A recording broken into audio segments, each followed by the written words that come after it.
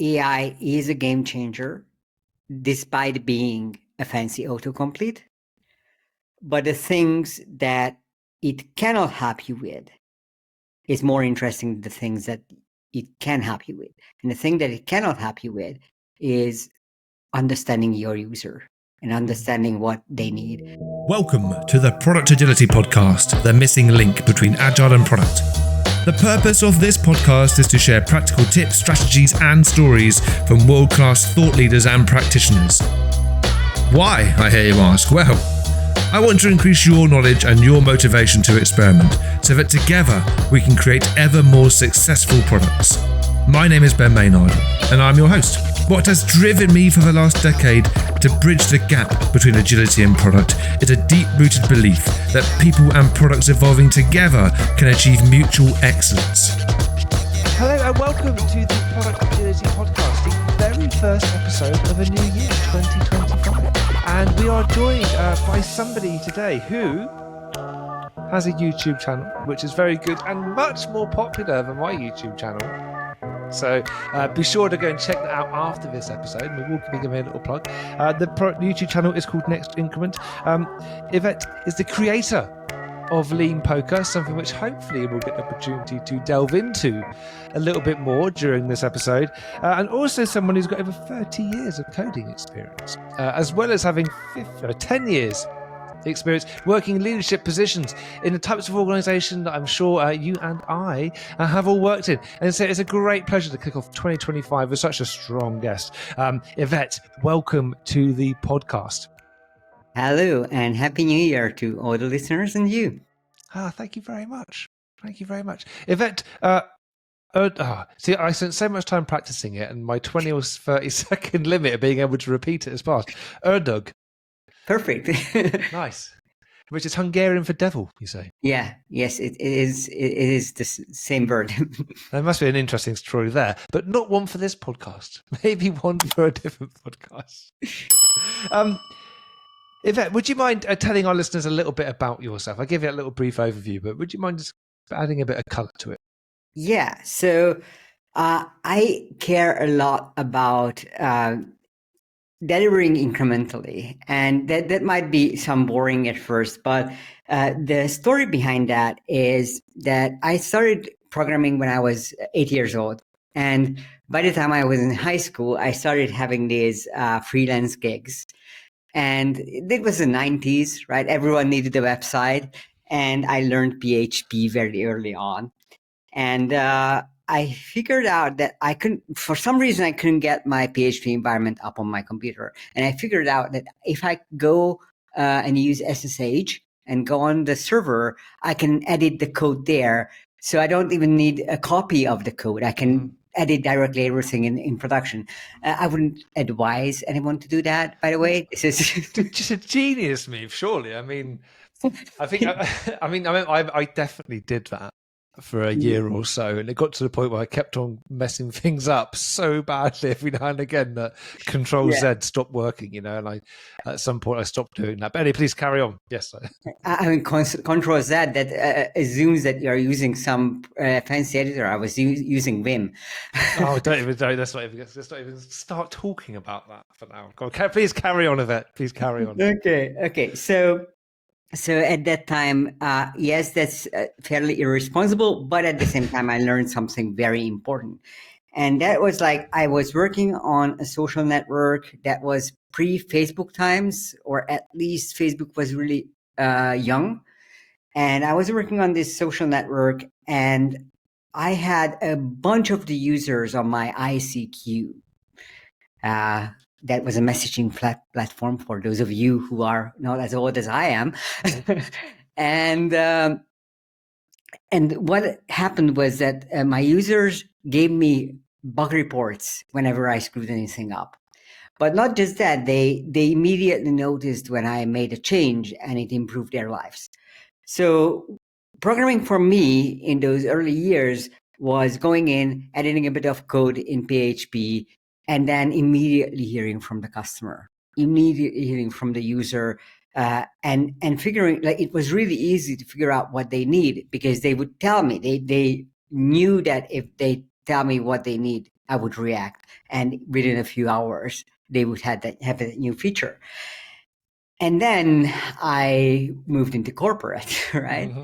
And the first proper job I had was at a company where they didn't just not release for 6 months. That's an understatement. The code wasn't compiling for 6 months. Like, we had a nice, beautiful diagram of the changes that we need to make. And while we were making those changes, the code wasn't compiling. Now imagine the pain that we had to go through to integrate that together and to then publish it, only to learn that the user didn't really want that.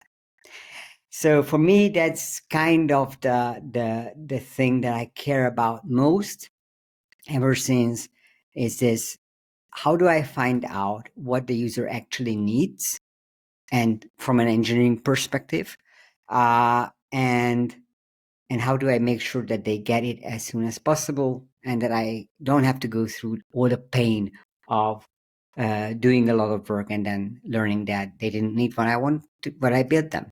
And I think that becomes harder to accept, I found, when you are working in a small team or on your own and resources are scarce, and you haven't got a lot of time or money to be spending on consistently doing the wrong thing. So how can we learn earlier? And I think it's even more disheartening, but maybe financially a little bit more viable, when you're not releasing, when you've got a big organization behind you and you're not releasing frequently. For a while, oddly, we can get away with not really satisfying the customers and just plodding along with mediocre stuff or stuff that really doesn't hit the mark. And when we were warming up for this chat, you did ask me what would be a good adoption rate.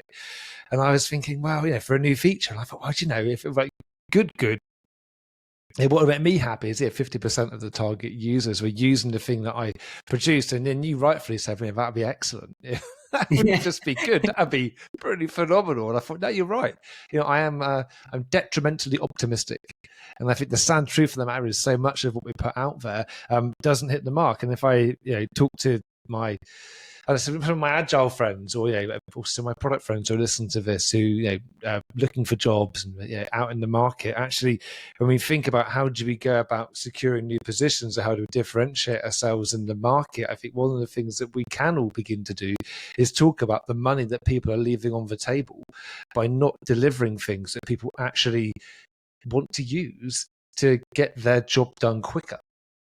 Because exactly. really, that's what we're talking about here. So today's conversation, I think, at least to begin with, is let's talk about that. Let's talk about the money that's left on the table. Let's talk about delivering things that aren't useful. And Ivett, I know you've got some advice and some stories to share with us about how we can better understand whether or not the idea that we've had, our hypotheses, is going to pay what we need it to pay.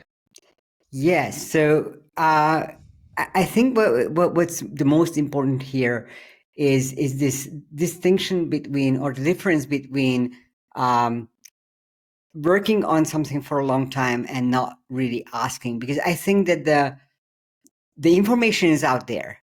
We could potentially build things that every single user wants to use, or at least 80% of the users want to use. Because what happens is, it's very rare that there is no feature that everyone needs, or most users don't need.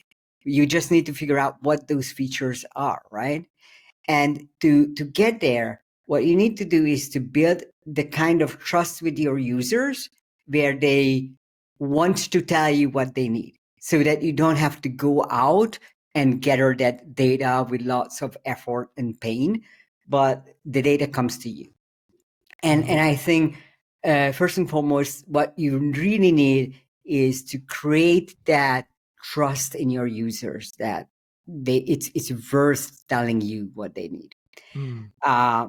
And to build that trust, I think, so there are two main advantages to getting out with your product early and often. One is, of course, that you learn sooner if they need it at all. But also, when you make a change and you deploy it early, something that the user just asked like 2 weeks ago, like imagine being that user.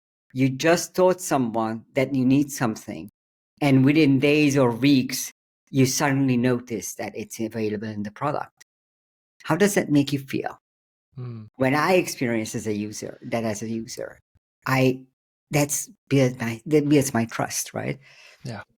But I think it makes you feel part of something bigger. I was maybe think about Maslow's hierarchy of needs. And although I can't remember what any of them are, I'm pretty certain there's one on there about belonging or something. Yeah. And I think that, it makes you feel special. It makes you feel like you're part of something more, and also that if you've asked for something, that it's like someone saying a pat on the back, it was a good enough thing to share with us that we've done something about it. And that's really rewarding for us as a human.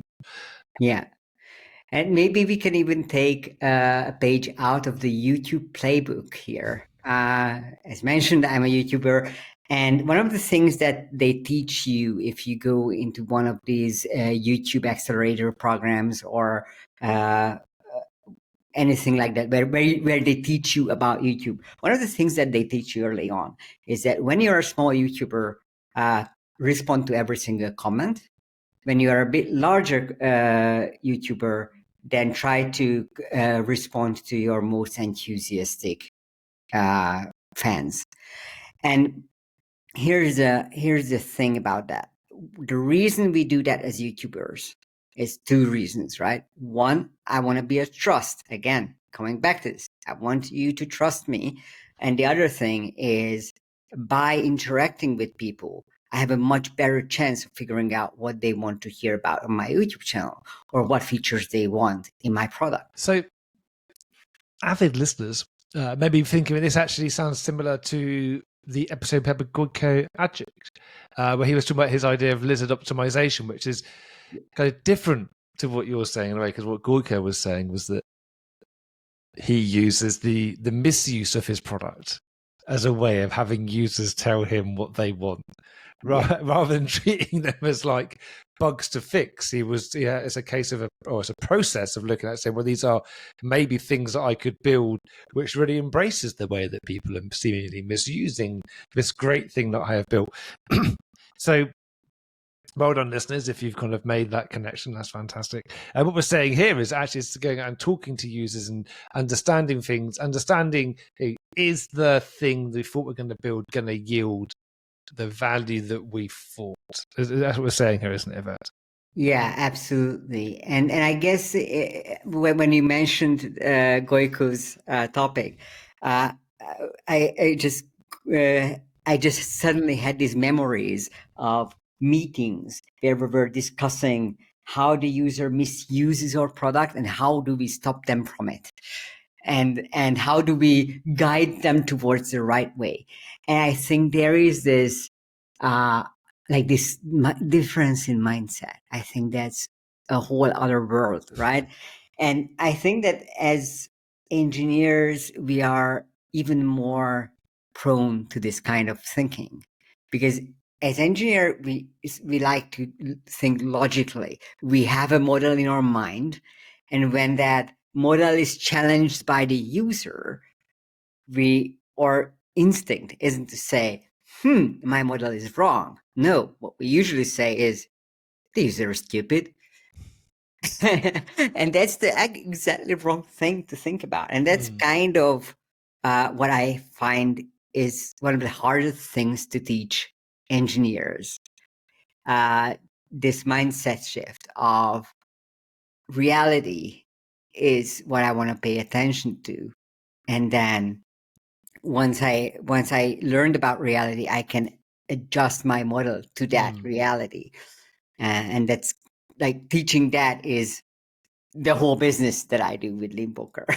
Yeah, that's an interesting one, because this is a big challenge, is when you are faced with situations where you've got all the enthusiasm and you really believe that this is a good thing to experiment with. It's going this. just get data from users. Let's try and evolve our mental models that we've created about the context, about the domain that we're working, about what we think people may need. Let's actually go and talk to some people and get some feedback and see if we can evolve that model when people just don't want to. Yeah. Because for whatever reason, then how do you deal with it then using something like lean poker or other techniques? How do you take people on that journey? Yes. So, and I completely feel what you are saying there. There's, I think Dan North said something about not having an emotional connection to your code, and at the same time, when we get this information, it feels like someone is judging our beautiful code. How dare you?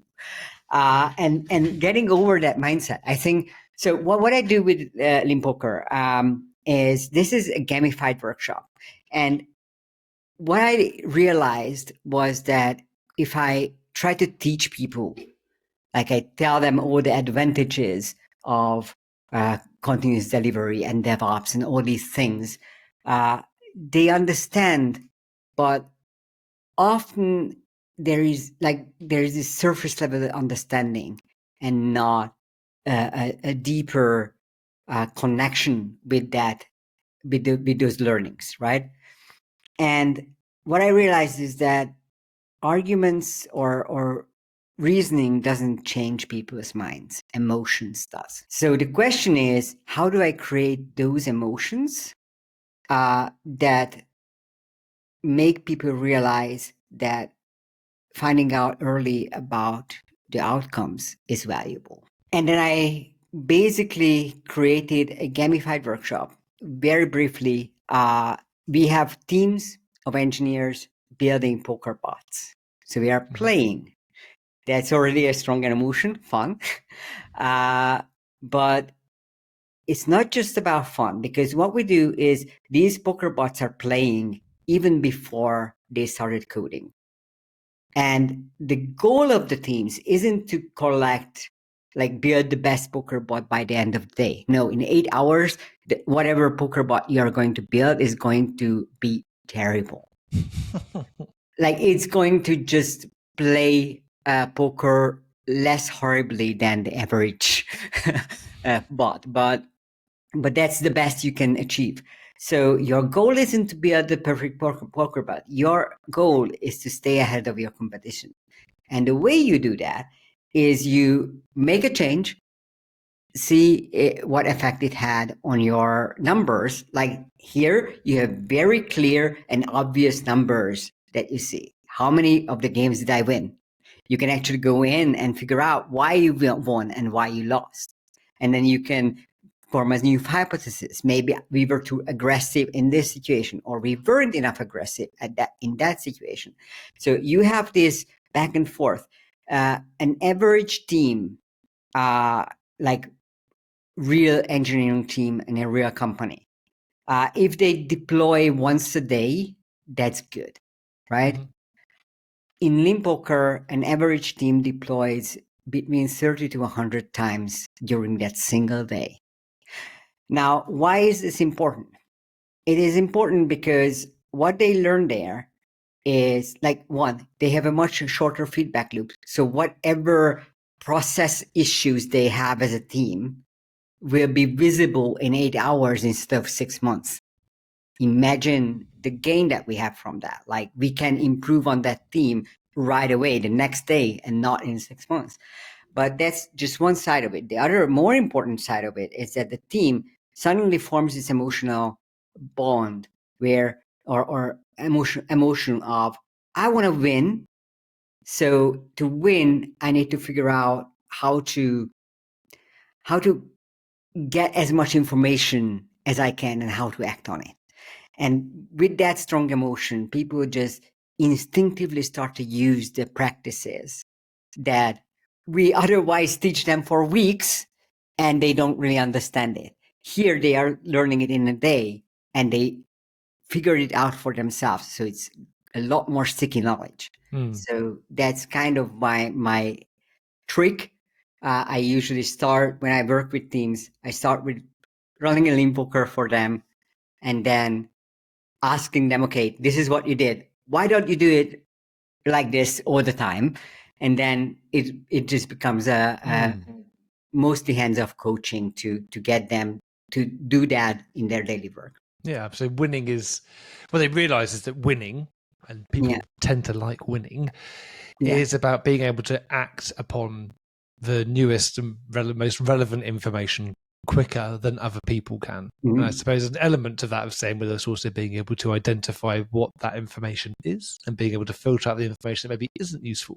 But you're really kind of imbuing in people this idea that if we can get relevant information quickly and we can act on that information quicker than the competition, then we can win.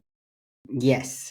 And basically what I have seen happen time and time again with teams that we have worked with is after, like you said, that 50% is excellent when it comes to adoption rate. These teams, after playing Lean Poker and after adopting these practices, can regularly reach 70 to 80% adoption rates, which is phenomenal. Like this is something that we would want to strive for, right? And just imagine the amount of money that we are leaving on the table by not building the things that people need, because that converts to customers lost. Yeah. So, I mean, it all sounds very easy. It isn't. What's been, in your experience, what's been the biggest challenge you've overcome in relation to kind of, I don't know, getting people to really kind of live by this? So I think that making people want to live like this or live by these rules is easy.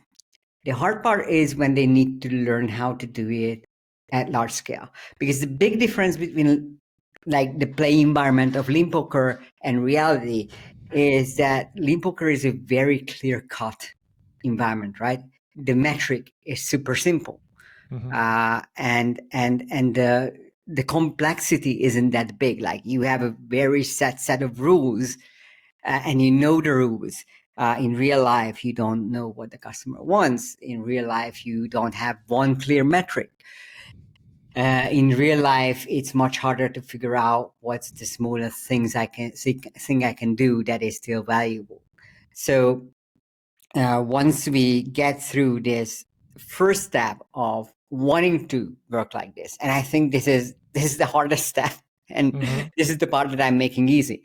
But once you get through that, then you have to learn how to break stories down. Then you have to learn how to tell apart a vanity metric from a metric that actually matters. You have to learn how to talk to your customers and how to seek out that feedback. You have to build up the trust towards your customers, right?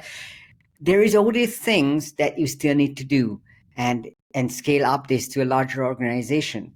So I'm not saying that after Lean Poker overnight things will get much better. No, but it is a trigger that can help your engineering organization want to move in that direction. And after that, you can start doing the hard, again, now hard work of actually learning how to do it in real life and not just in Lean Poker. Have you ever come across a challenge that's just been insurmountable, like one which you just couldn't overcome, technical or otherwise? Okay, so I wouldn't say that it was a challenge that I couldn't overcome. It was more like a surprise that I didn't expect.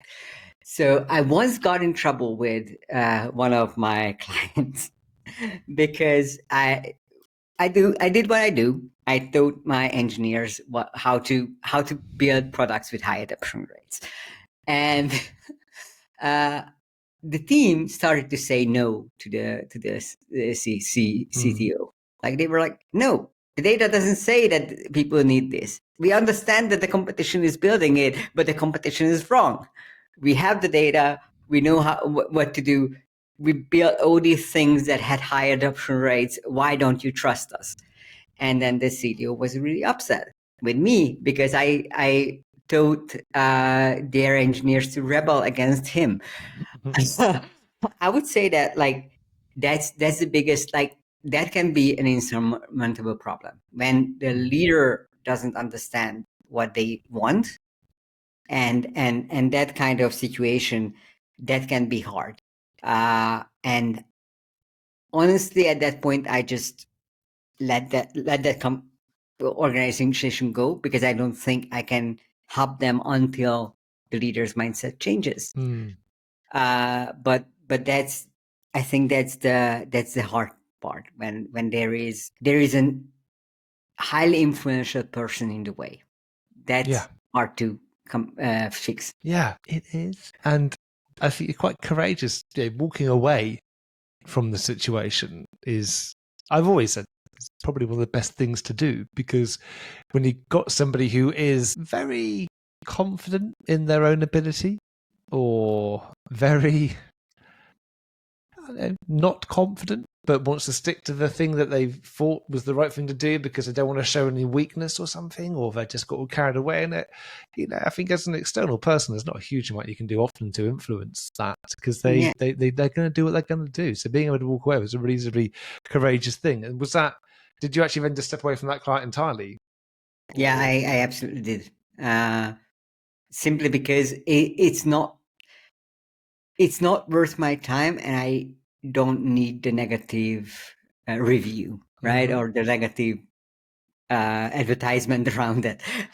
In that situation, the best you can do is just say, okay, maybe I'm not the person you need, and maybe you need someone else to work with you. Honestly, I think that in this specific case, the question is your goal to build an organization that satisfies the user, or is your goal to build an organization that satisfies your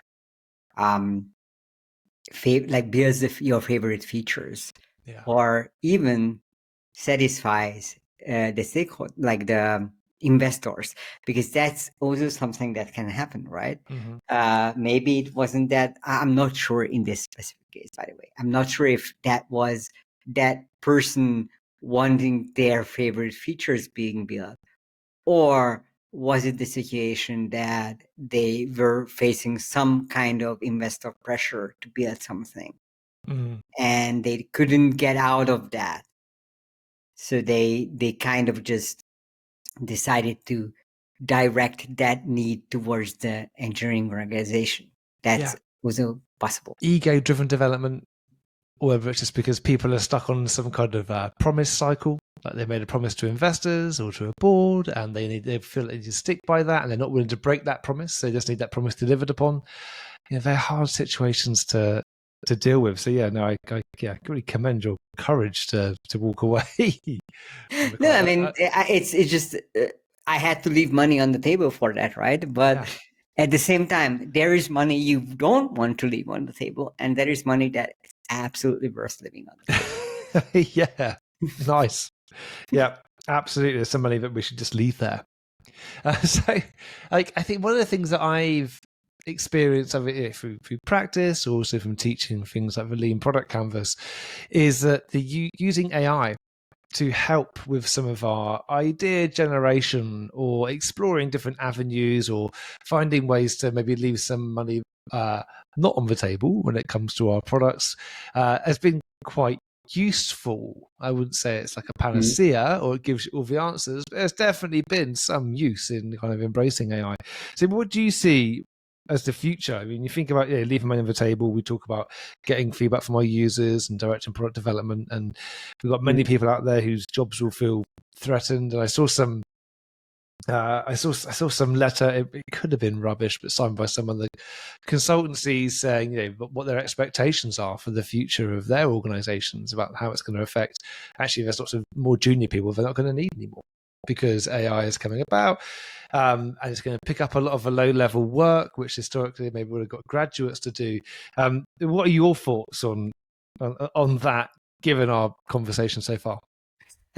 Yeah, you kind of touched on a touchy subject for me. So here is an interesting background story. About 10 years ago, I saw a talk by Bob Martin, where he was talking about the rate at which the number of developers grow. And at that time, every 3 to 5 years, we had twice as many developers, which meant that just 10 years in after the release of iPhone, like most engineers were like started programming after the iPhone, for example, or after multi-core processors came around, which is mind-blowing, especially for a dinosaur like me. Well, you mentioned ICQ Yeah. earlier. I mean, God, we had gentleman, his name escapes me, but we had a long chat about ICQ because he was involved in one of the first kind of video chat tools many years ago. We went off and then actually spent time after the podcast episode exchanging notes on ICQ and IRQ as well. Yeah. But anyway, I digress. Anyway, So we're old. Yeah, we're old. And there's lots of people that aren't old. We are old people, and probably I'm within the like 1 or 2% oldest engineers out there when it comes to like time since starting to code. Anyway, the point that I wanted to make is that like there was this huge growth in the number of developers, and we estimated that by 2035, every single person will be a developer if that rate continues. Of course, that rate slowed down a bit, especially in the last about 2 years. But still, I think there is something very interesting happening. And that is that over time, if we think about like the history of software engineering from the very beginning until today, at the very beginning, being a software engineer meant being well versed in algorithms. It meant being able to punch cards and write really low level machine code. And then as we progressed, we got to like a bit higher level compiled languages like C++. And then we got to this whole world of web development where you had scripts that were instantly running. And as we are going through all these phases, the level of abstraction rises and rises and rises, right? And then the latest advancements were no code and low code solutions where suddenly you have like a much shorter period of time between starting to learn how to build software to the point where you actually have a working product. And then comes AI, and this whole thing gets even more accelerated. And here's the thing that's really interesting. I hear a lot of like people, like product people, for example, saying that we don't need that many engineers anymore because I can build the prototype. I'm a product person. I'm not a coder, and I can build the prototype. And that's true. My bad news is that doesn't mean that you don't need an engineer. It means that you are becoming the engineer. And that also means that over time, more and more people will have that power of building software. For me, building software isn't coding. Building software is thinking up what I need to, what I want my product to look like, and then building it. And yes, there is a despecialization happening. Engineers will need to become a bit more of a product person, and product people need to become a bit more of an engineer. But I don't think that this is the end of engineering. So much so that I also don't think that we don't need junior engineers anymore. What I see is that junior engineers can now actually deliver more value than a senior engineer could deliver about 5 years ago, right? Because now these junior engineers don't need to know every single library by heart to be able to code quickly. Most of the time that was saved in coding time was not having to go to Stack Overflow and looking up the API. And the whole art of software development became even more about understanding the user and the needs and designing the product. And basically like the actual typing of the code is kind of becoming a tiny and irrelevant part of the process. It was a small part to begin with. Now it's a tiny part, but I don't think that it replaced either junior or senior engineers. No. But also, if you look at the size of the world, right, and how much code is out there, I wonder proportionally how much of it is new and modern and can really embrace things like, can really embrace AI and really help people be more effective. And how much of it is actually old, crummy, fragile code, which needs to be maintained or evolved or, extended in some way. And that still needs people with a certain degree of expertise. And, I wonder what the proportion is, because are we actually staring down the barrel of having a skill shortage in the future because the code bases aren't retired, but everyone else is? Yeah, I definitely think that this whole laying of software engineers to save money is a phase, and it will be over the minute the investors figure out that their investment is worth less because these engineers are not there. This is right now a hype-driven situation, and I definitely think that it's gonna turn around. But going back to your point of how much of the code is something that needs to be maintained and extended, and yes, like AI is not great at that, but it does open up an interesting opportunity, but about which I talk in one of my talks. It's called "How to Convince Business of a Big Refactor or Rewrite." I did that talk a bunch of places. Look for it in YouTube. And in that talk, what I talk about is like the conclusion that I make is when it comes to rewriting software, it's a risky business for several reasons. But if you do it right and you learn how to do it incrementally while delivering value to the user by that rewrite, then you can actually pull it off safely. And AI can be a really good friend for that process, because what AI is really good at is translating old crummy code to the new shiny React app that you want to build.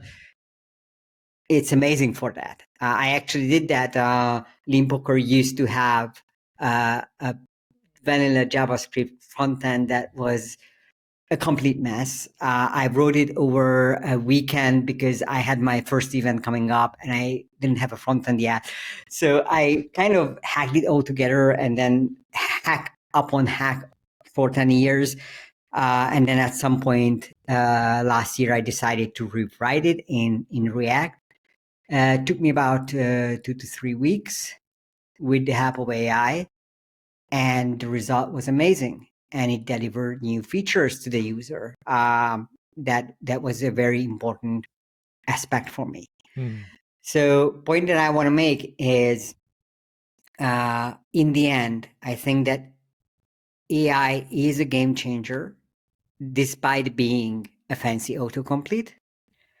But the things that it cannot help you with is more interesting than the things that it can help you with. And the thing that it cannot help you with is understanding your user and understanding what they need.